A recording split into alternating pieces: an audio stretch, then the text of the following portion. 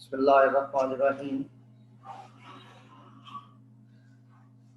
जहाँ से हमारा कल सिलसिला मुनक़ता हुआ था वहीं से बात को आज आगाज़ करते हैं। हमने एग्ज़ाम्पल नंबर 12 को आज पकड़ना। एग्ज़ाम्पल नंबर 12 क्या कह रही है, ज़रा तवज्जो फरमाइएगा। ये कुछ इस तरह से है कि मैग्नीशियम मेटल जी रिएक्ट विद HCl और वो हाइड्रोजन गैस से कहता है what is the minimum volume of HCl solution. हमने वॉल्यूम ऑफ HCl सोल्यूशन निकालना है जिसकी परसेंटेज 27% है। रिक्वायर्ड यानी कितना ये चाहिए टू प्रोड्यूस, हमने बनानी है 12.1 ग्राम ऑफ हाइड्रोजन। और हमें जो बात बताई गई है वो हमें बताई गई है डेंसिटी ऑफ HCl, और डेंसिटी ऑफ HCl हमें दी गई है 1.14 ग्राम पर सेंटीमीटर क्यूब। जी बेटा, बात को आगे लेके चलते हैं। हमारे पास ये रिएक्शन है। रिएक्शन हमें इक्वेशन की फॉर्म में दिया गया है। मैग्नीशियम 2 HCl के साथ रिएक्शन कर रहा है और मैग्नीशियम क्लोराइड और हाइड्रोजन गैस जो है वो प्रोड्यूस हो रही है। तो बेटा ये हमारे पास डेटा आ गया क्योंकि हमसे पूछा गया है। अगर आप गौर फरमाइए, what is the minimum volume of HCl solution required. हमने वॉल्यूम ऑफ HCl सोल्यूशन निकालना है और साथ ही हमें ब्रैकेट में बता दिया गया 27% है, तो आपने वो 27% भी निकाल दिया। रिक्वायर्ड टू प्रोड्यूस, हमें चाहिए कि हम उससे 12.1 ग्राम ऑफ हाइड्रोजन पैदा करें। ठीक है जी। तो बेटा mass of hydrogen gas to be produce is 12.1 gram, और फिर हमें आखिरी बात जो दी गई है वो है density of HCl that is 1.14। तो ये आपके पास डेंसिटी है। अब सबसे पहले हमें इक्वेशन को यूज करना है। हमें इक्वेशन क्या बता रही है बेटा? इक्वेशन हमें बता रही है, पहले हमें मोल्स में कन्वर्ट करना है। इक्वेशन इस्तेमाल करने से पहले 12.1 को 2 पे डिवाइड कीजिए तो वो आपके पास 6 मोल्स ऑफ हाइड्रोजन आ जाएगा। जी मेरा बेटा, और इक्वेशन हमें क्या बताती है? इक्वेशन हमें बताती है कि जनाब 6 moles of 1 mole of H2 को 2 मोल HCl चाहिए। तो बेटा हमारे पास अभी हमने कैलकुलेशन की है वो हाइड्रोजन के हमारे पास 6 मोल हैं, तो हमने 2 इंटू 6 वो 12 मोल्स ऑफ HCl हमने बेटा पैदा करना है।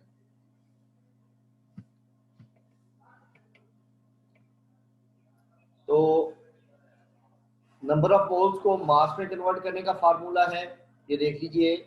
इसको हमने कन्वर्ट किया है, n को m के साथ मल्टीप्लाई कर दीजिए तो ये आपके पास मास निकल आएगी। तो ये आप देख रहे हैं कि हमने मास ऑफ HCl निकाली दैट इज 438 ग्राम। लेकिन एक बात याद रहे कि हमारे पास जो HCl है वो 27% है। हमने उस 27% को अब कंसिडर करना है। तो जो फरमाइए कि 27% प्योर HCl से मुराद है 27% के 100 ग्राम। ठीक है जी।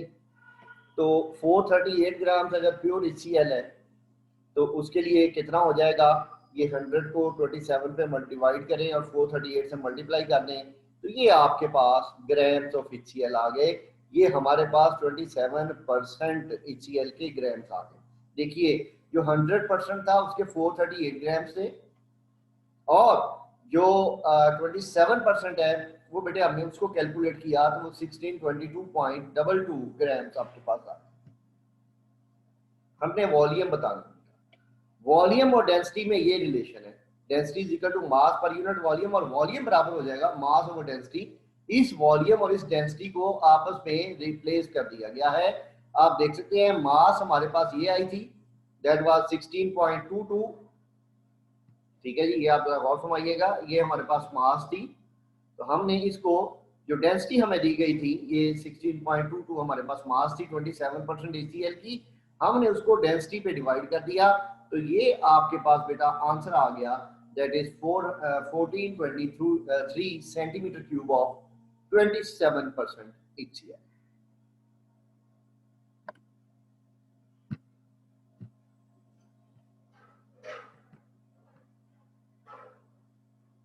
इसी से मुंसलिक है बेटा क्वेश्चन नंबर 15।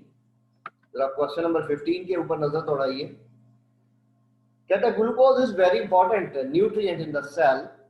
सेल में जो लिविंग सेल होता है हमारी बॉडी में, तो उसका एक इंपॉर्टेंट न्यूट्रिएंट है glucose for generating chemical potential energy. और आप उससे एनर्जी हासिल करते हैं, वो एनर्जी जिससे हम मुख्तलिफ काम सर अंजाम देते हैं।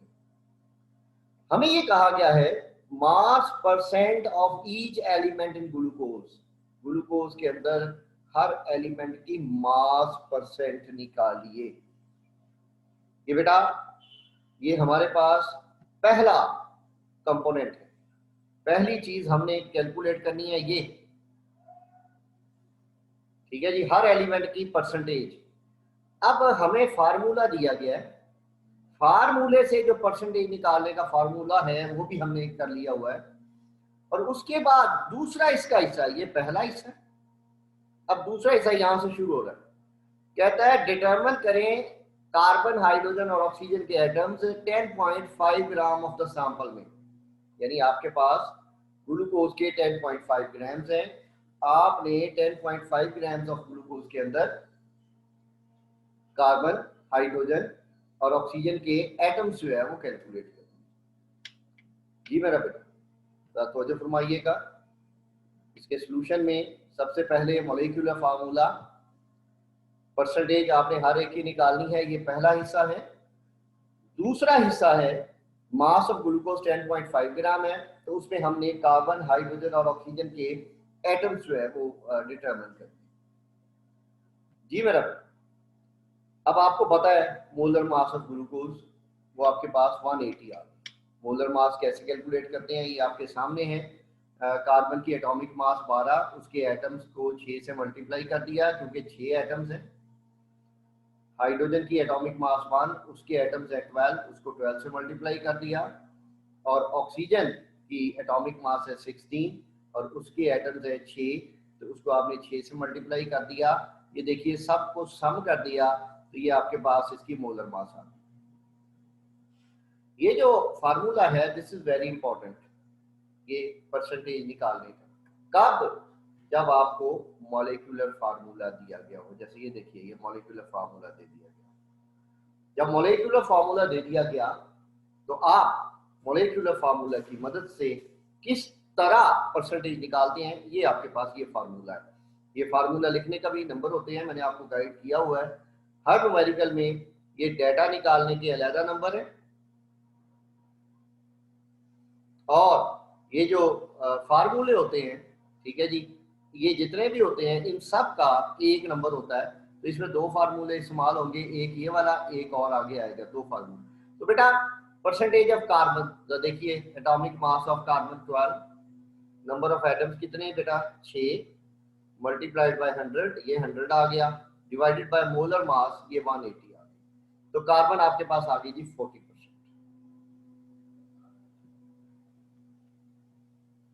अटेंडेंस अपनी दे दें बेटे सारे। इसी तरह बेटा परसेंटेज ऑफ हाइड्रोजन निकल आई तो दैट इज 6.67%।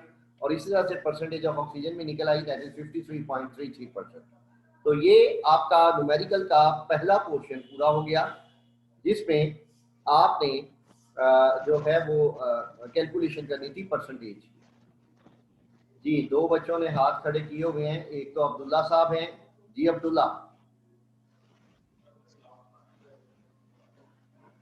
और एक आफत साहब हैं। सर पीछे वाले पेज पे करिएगा, हम नोट कर रहे हैं।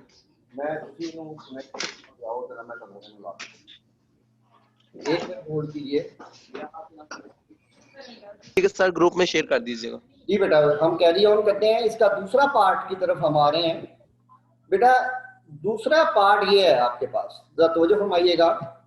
हमने करना क्या है, हमने 1 मोल ग्लूकोज जो है उसके अंदर 6 मोल कार्बन के एटम होते हैं, ये देखिए जी। इसी तरह 1 मोल ग्लूकोज में 12 मोल्स ऑफ हाइड्रोजन एटम होते हैं। इसी तरह 1 मोल ग्लूकोज में 6 मोल्स ऑक्सीजन के होते हैं।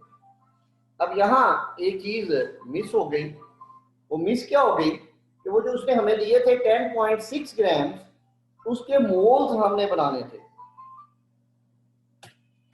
वो 10.6 ग्राम के मोल्स कैसे बनते हैं मैं यहाँ पे आपको बता देता हूँ। मास को मोलर मास में डिवाइड करना।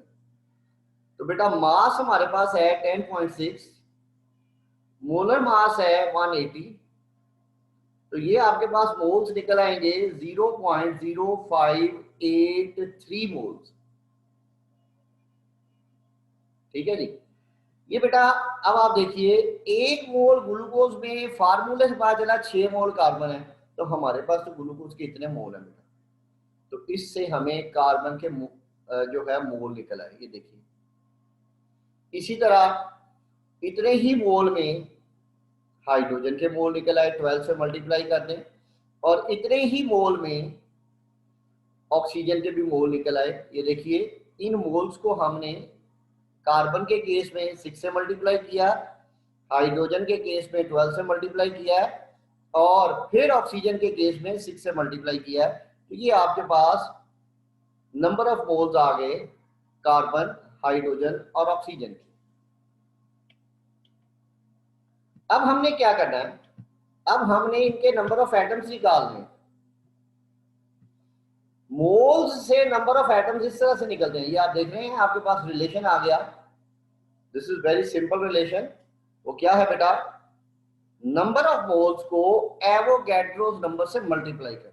जरा तवज्जो फरमाइएगा, हमारे पास कार्बन के अभी हमने निकाले इतने मोल निकले हैं, हमने उसको एवोगैड्रो नंबर से मल्टीप्लाई कर दिया, तो ये आपके पास कार्बन के एटम्स आ गए। बेटा हाइड्रोजन के हमारे पास अभी इतने मोल निकले हैं, ये एवोगैड्रो नंबर से मल्टीप्लाई कर दिया, तो ये हाइड्रोजन के एटम्स निकल आए।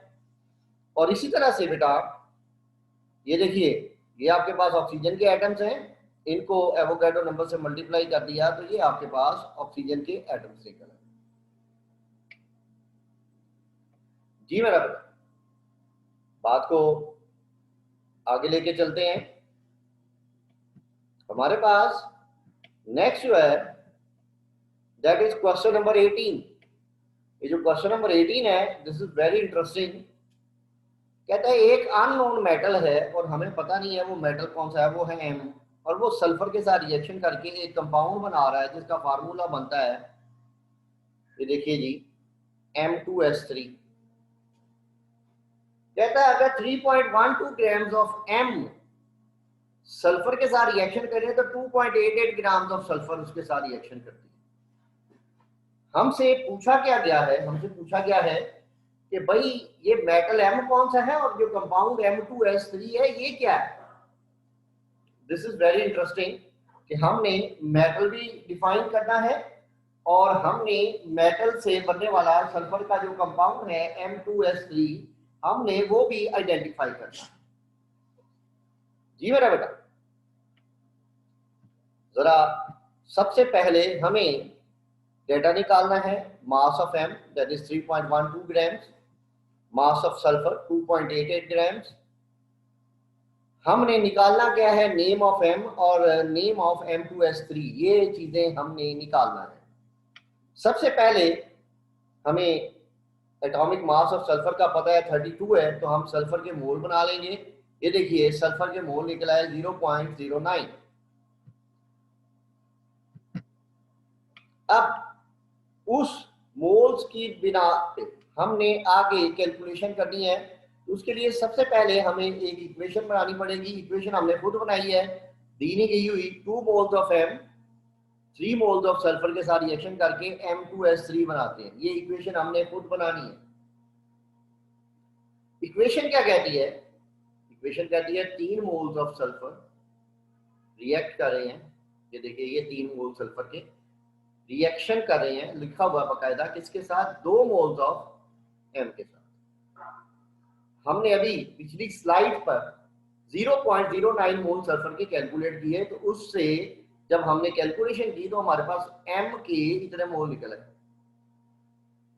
बेटा ये आपके पास एम के मोल्स निकल आए, तो एम की एटॉमिक मास कैसे निकलेगी, इस रिलेशन को मॉडिफाई किया। इसको इधर ले गए हैं और इसको इधर ले गए हैं, तो ये आपके पास रिलेशन आ गया। जो हमारे पास मास है, आप देखिए एम की मास हमें डाटा में बताई गई है 3.12, तो उसको एम के मोल्स के ऊपर डिवाइड कर दें, ये मोल्स है, तो ये आपके पास एटॉमिक मास ऑफ एम आ गई, दैट इज 52। बेटा ये जो एटॉमिक मास ऑफ एम आई है 52, तो 52 is the atomic mass of chromium, तो लिहाजा एम हमारे पास क्रोमियम है और जो कंपाउंड है वो क्रोमियम सल्फाइड है। दिस इज ऑल न्यूमेरिकल जो हमें दिया गया था, तो हमने ये इसको सॉल्व कर लिया। जी मेरा बेटा, बात को आगे लेके चलते हैं। ये एक क्वेश्चन नंबर 19 है, ये बड़ी परफेक्ट एग्जांपल है स्टोइचियोमेट्री की। ये क्वेश्चन नंबर 9 क्या कहता है, कहता है octane present in gasoline. Octane ये फार्मूला होता है जी ऑक्टेन का, गैसोलीन में पाया जाता है। गैसोलीन कहते हैं भाई जी पेट्रोल को।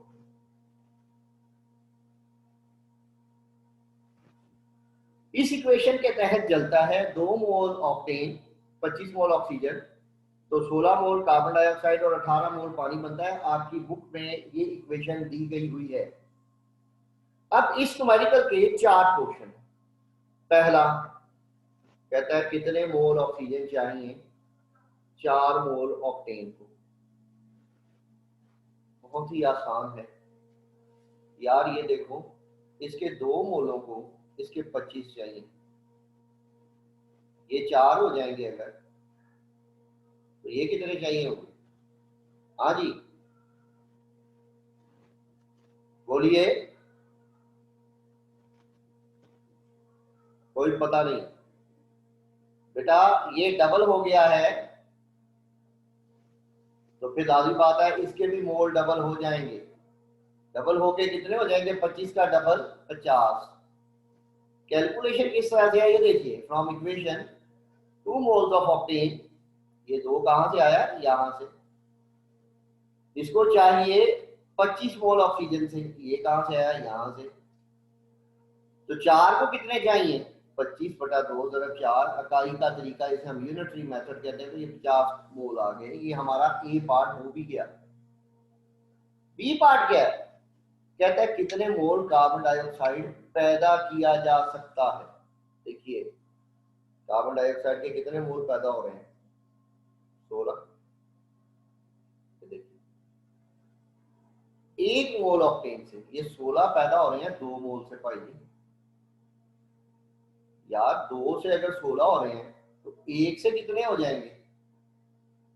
और ये भी आधा हो जाएगा, 8 मोल।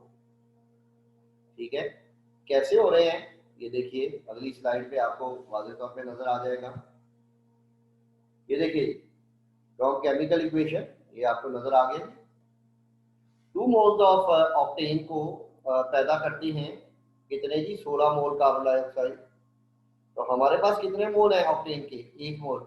तो 1 से कितने हो जाएंगे बेटा? 16 बटा 2, तो वो आपके पास 8 मोल आ गए। ठीक है, सी पोर्शन है, उसने ये कहा है कि जनाब 6 मोल ऑक्टेन से पानी के कितने मोल बनेंगे?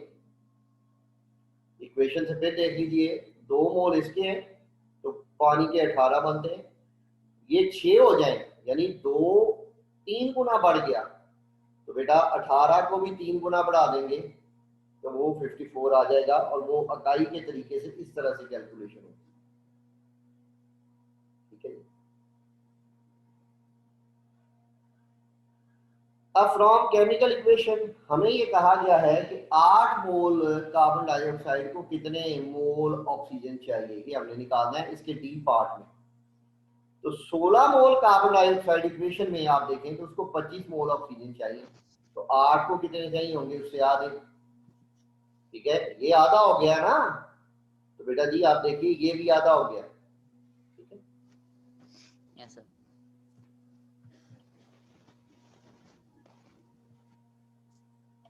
अब हमें उसने मास भी निकालने को कहा, तो मास इस रिलेशन से बेटा निकलती है।